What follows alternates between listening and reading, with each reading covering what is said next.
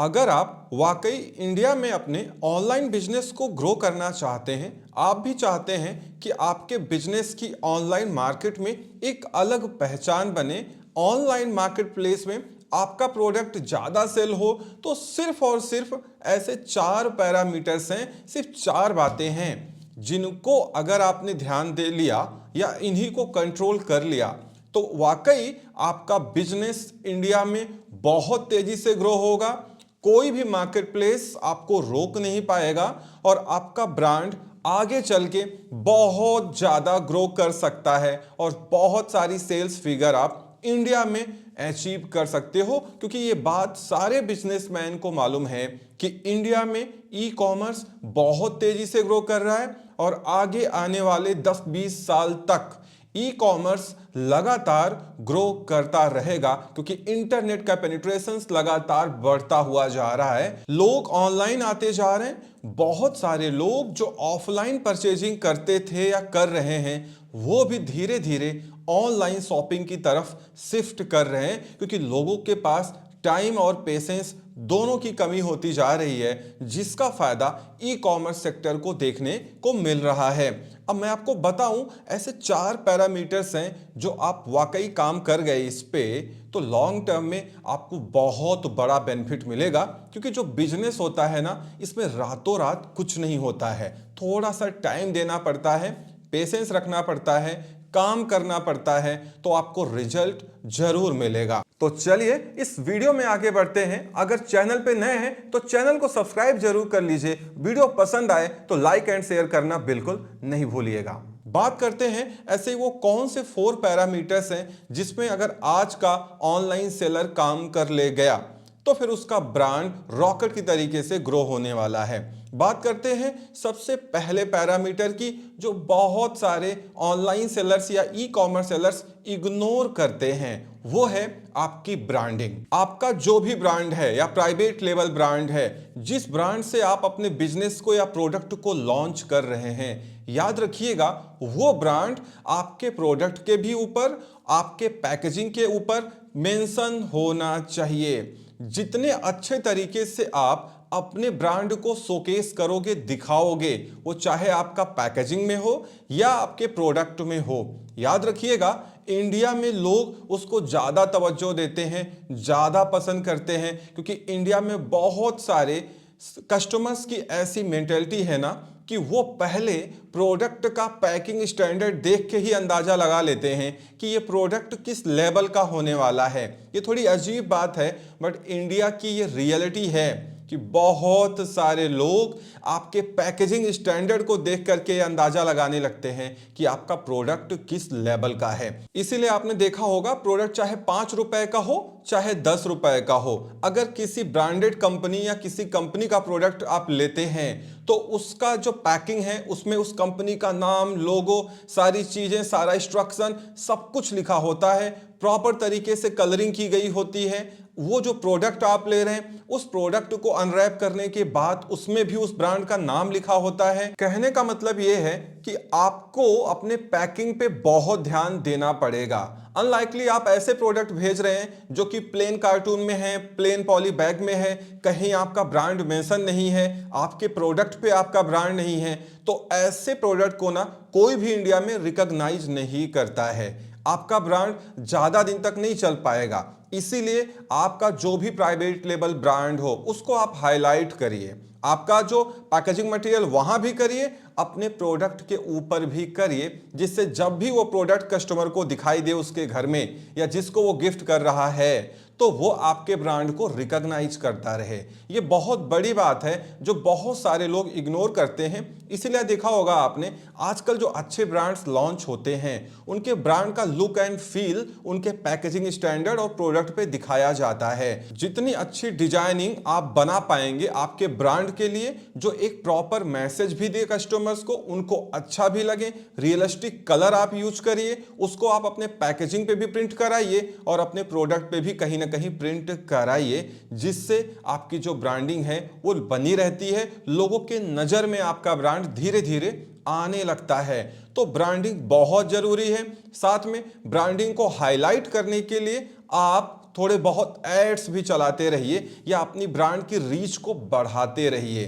तो ये एक ऐसा स्टेप है ना जो इंडिया में आपके बिजनेस को ग्रो करेगा। बहुत ज्यादा पोटेंशियल है ब्रांडिंग में। आजकल बड़ी बड़ी कंपनीज अपनी ब्रांडिंग करती हैं।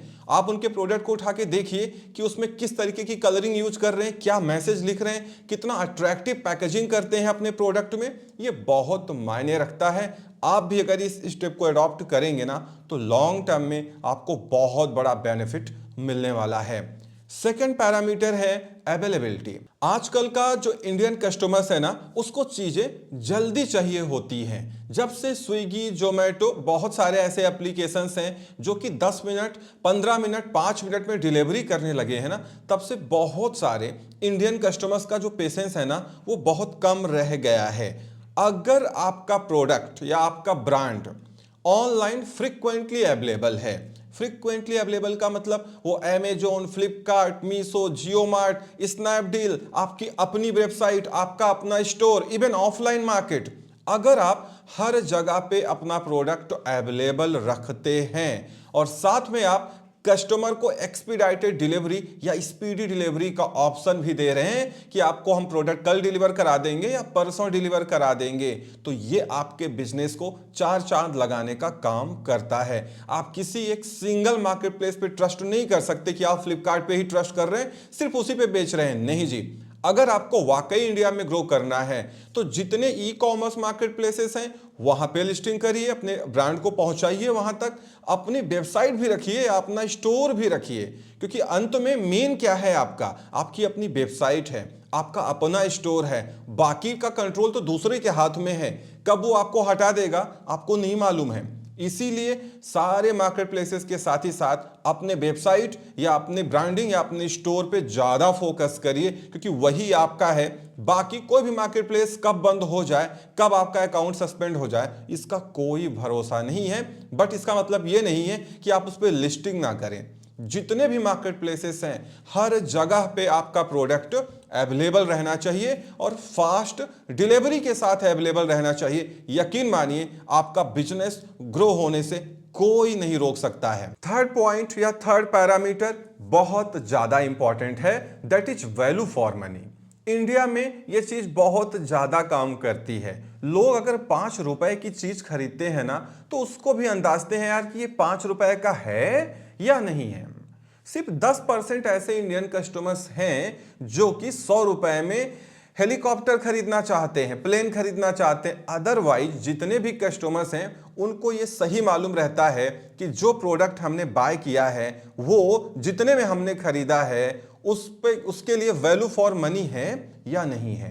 कहने का मतलब अगर आपने हाई प्रॉफिट कमाने के चक्कर में अपने प्रोडक्ट को ओवर प्राइस करके सेल किया किसी भी ई कॉमर्स मार्केट प्लेस पे लाइक अमेजोन, फ्लिपकार्ट, मीशो, जियो मार्ट या अपने वेबसाइट पे, तो फिर आप ज्यादा दिन नहीं टिकने वाले हैं। लोग आपकी ब्रांड को इग्नोर करना स्टार्ट कर देंगे। अगर आपको फ्रीक्वेंटली अपने प्रोडक्ट को सेल करना है, लोगों में अपनी पहुंच बनानी है, तो आपको हमेशा अपना प्रोडक्ट वैल्यू फॉर मनी रखना पड़ेगा। आपको वैल्यू फॉर मनी प्रोडक्ट कैसा रखा जाता है ना, इसके लिए एक बहुत सारी एनालिसिस या टैक्टिक्स की जरूरत होती है कि कस्टमर को अंदर से यह लगना चाहिए कि यार वाकई इस प्राइस पे तो ये प्रोडक्ट बहुत अच्छा परफॉर्म कर रहा है।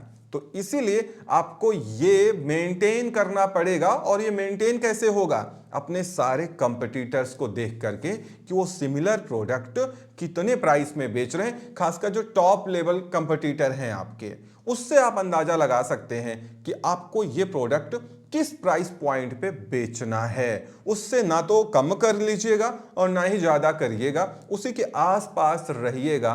तो ये आपके बिजनेस को ग्रो करने में आपकी बहुत ज्यादा मदद करने वाला है। वैल्यू फॉर मनी ये एक ऐसा पैरामीटर है ना जो हर एक इंडियंस लाइक करता है। अंटिल आप कोई एंटीक प्रोडक्ट ना बेच रहे हो जो कि आपने खरीदा तो 1000 में था, आप बेच उसको 10,000 में रहे हैं। एंटीक प्रोडक्ट तो एक अलग चीज हो गई, लेकिन अगर रेगुलर प्रोडक्ट्स आप सेल कर रहे हैं तो उसको आप वैल्यू फॉर मनी रखने की पूरी कोशिश करिए। लॉन्ग टर्म में इसका बहुत ज्यादा बेनिफिट आपको मिलने वाला है। Fourth point, last but not least, वो है आफ्टर सेल सर्विस। आप जिस लेवल का प्रोडक्ट बेच रहे हैं, आफ्टर सेल आपकी सर्विस क्या है, यह भी बहुत मायने रखता है लॉन्ग टर्म आपके ब्रांड को ग्रो कराने में। आपने कोई ऐसा प्रोडक्ट बेचा जिसपे कस्टमर कंफ्यूज है, वो आपसे कुछ पूछना चाह रहा है, आपको मेल आ रही है, आपको मैसेज आ रहा है, आपके टोल फ्री नंबर पे फोन आ रहा है, तो आपको उस कस्टमर को सेटिस्फाई करना पड़ेगा। अगर आपके दिमाग में ये चल रहा है कि एक बार प्रोडक्ट बिक गया, बाकी अपने से कोई मतलब नहीं, तो याद रखिएगा, एक तो वो कस्टमर दोबारा लौट के नहीं आएगा, दूसरे वो किसी को रिकमेंड भी नहीं करेगा कि इस ब्रांड का प्रोडक्ट जाके खरीद लो, तीसरे आपका जो कस्टमर है ना, वो आपके ब्रांड के साथ जुड़ा नहीं रहेगा। अगर आप आफ्टर सेल सर्विस अच्छी रखते हो, प्रोडक्ट के डिलीवर होने के बाद आपकी तरफ से प्रॉपर मैसेज जाता है कि कोई प्रॉब्लम है तो आप इस नंबर पे कॉल कर सकते हैं, ये ईमेल आईडी है, आप कांटेक्ट कर सकते हैं। जैसा ऑनलाइन मार्केट प्लेसेस पे लोग ईमेल भेजते हैं अपने कस्टमर्स को फीडबैक या रिव्यू लेने के लिए। साथ में कस्टमर पे जो आप पैकेजिंग यूज कर रहे हैं, चाहे प्रोडक्ट हो, चाहे आपका कार्टून है या पॉली बैग हो, उस पे भी अगर आपका प्रॉपर इंफॉर्मेशन मेंशन है कि कहां कांटेक्ट करना है, क्या ईमेल आईडी है, क्या टोल फ्री नंबर है या नहीं है, ये सारी चीजें अगर आप मेंशन करके रखेंगे और कस्टमर आपको आफ्टर सेल कॉल करता है, ईमेल करता है या चैट करता है आपसे, और आप उसको सेटिस्फाई कर लेते हैं, तो यकीन मानिए वही एक कस्टमर आपको कई कस्टमर लाके दे सकता है। अगर ये 4 पैरामीटर्स आप मेंटेन करते हैं, यकीन मानिए वो बिजनेस आपका ऑनलाइन हो ऑफलाइन हो, बहुत जल्दी ग्रो करेगा। क्योंकि ये ऑनलाइन बिजनेस आइडिया ना, ये बहुत काम का है और सारी बड़ी कंपनी इसी 4 पैरामीटर पे काम कर रही हैं और डे बाय डे वो अपने आप को इनहेंस कर रही हैं, चाहे वो उनका पैकेजिंग स्टैंडर्ड हो या ब्रांडिंग स्टैंडर्ड हो। आपको ये करना पड़ेगा और आपको किसी एक मार्केट प्लेस के भरोसे बिल्कुल नहीं बैठना है। आपको सारे मार्केट प्लेसेस पे अपनी पहुंच बनानी है, अपना स्टोर या अपना ब्रांड उसको टॉप प्रायोरिटी पे रखना है। तो टाइम भले लग जाए, क्योंकि इसमें टाइम लगता है, रातों रात कुछ नहीं होता है, बट आपका ई कॉमर्स बिजनेस या आपका ऑफलाइन बिजनेस या ऑनलाइन बिजनेस ग्रो होने से कोई नहीं रोक सकता है। तो इस वीडियो में इतना ही। उम्मीद करता हूं वीडियो पसंद आई होगी। Thank you so much for watching.